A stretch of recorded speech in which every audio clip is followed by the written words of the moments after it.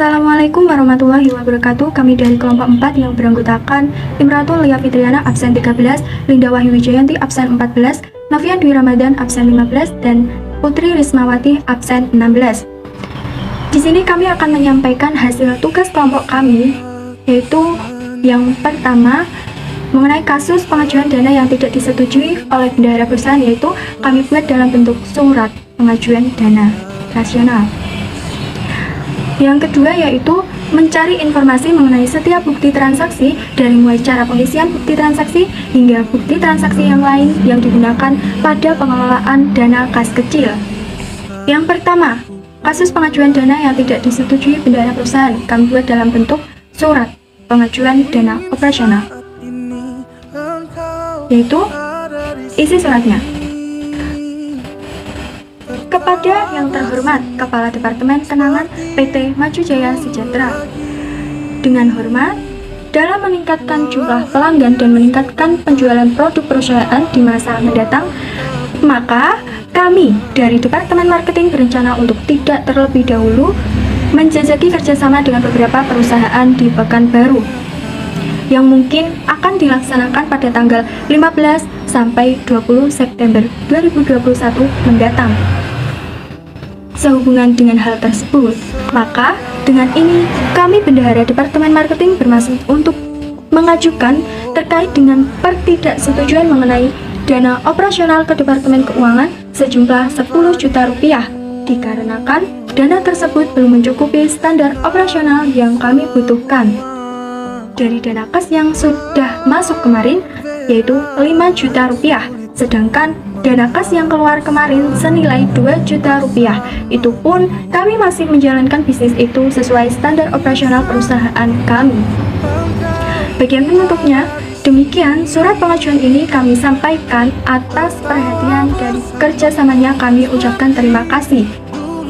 Yang terhormat, Kepala Departemen Marketing Anton Syahputra. Bukti-bukti transaksi. Yang pertama, kwitansi. Kwitansi merupakan dokumen yang menyatakan bahwa ada transaksi penerimaan uang dari pemberi uang. Jadi, jika Anda menggunakan buku kwitansi, maka arsipan berada di sebelah kiri berupa kertas kecil. Dan kwitansi biasanya berisi keterangan. Contohnya, seperti telah terima uang dari si A sebesar 10 juta rupiah untuk keperluan pembayaran produk si X. Kwitansi perlu ditandatangani oleh penerima uang di atas materai sebagai tanda bahwa kwitansi tersebut sah dan berkekuatan hukum. Bukti transaksi selanjutnya yaitu faktur. Pengertian faktur adalah sebuah dokumen yang berisi perincian pengiriman barang yang mencatat daftar barang, harga, dan hal-hal lainnya yang biasanya terkait dengan penagihan untuk pembayaran yang dikeluarkan oleh penjual kepada pembeli. Contoh faktur berikut ini. PT Maju Jaya Sejahtera, Jalan Mahameru nomor 123 Medan dengan telepon 0611234556 yang dijual kepada PT Surya Putra, Jalan Lumut nomor 56 Medan dengan tanggal 30 Agustus 2021 dengan nomor faktur 1 dengan barang pembelian yaitu 2 buah lemari, 1 buah meja dengan jumlah 4.500.000 yang disahkan oleh Anton. Bukti transaksi yang selanjutnya yaitu adalah nota. Nota adalah bukti atas pembelian sejumlah barang secara tunai.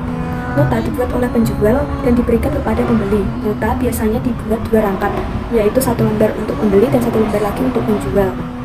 Nota dikirim oleh penjual kepada pembeli sebagai bukti bahwa pembeli akan membayar sejumlah barang yang dipesan sesuai dengan harga yang telah dikehendaki atau telah disepakati. Dengan contoh seperti PT Maju Jaya Sejahtera, Jalan Mahameru nomor 123 Medan dengan nomor telepon 0611234556. Tanggal pembelian 30 Agustus 2021 kepada PT Surya Putra, Jalan Lumut nomor 56 Medan dengan barang pembelian yaitu 4 buah lemari, 4 buah meja dengan total pembelian yaitu 6 juta rupiah. Tanda terima yang diisi dengan si penerima atau pembeli dan hormat kami yang diisi dengan penjual. Bukti kas masuk adalah bukti bahwa perusahaan telah menerima pembayaran uang secara tunai. Pertama ada bukti kas masuk. Dalam transaksi pengajuan dana yang tidak disetujui bendahara perusahaan, cara pengisiannya ada beberapa tahap. Pertama, nomor BKM adalah nomor yang tertera pada surat. Kedua, diterima dari diisi dengan nama instansi pengirim. Ketiga, uang sejumlah diisi berapa besar uang yang diberikan. Keempat, untuk keperluan diisi dengan kegunaan dalam bisnis tersebut. Kelima, dikasih tanggal penerima uang. Disetujui oleh diisi instansi yang sudah menyetujui. Dibayar oleh diisi instansi yang sudah membayar. Diterima oleh diisi instansi yang menerima uang. Bukti kas keluar adalah bukti bahwa perusahaan telah mengeluarkan uang secara tunai. Pertama, ada bukti kas keluar. Dalam transaksi pengajuan dana yang tidak disetujui bendahara perusahaan, cara pengisiannya ada beberapa tahap.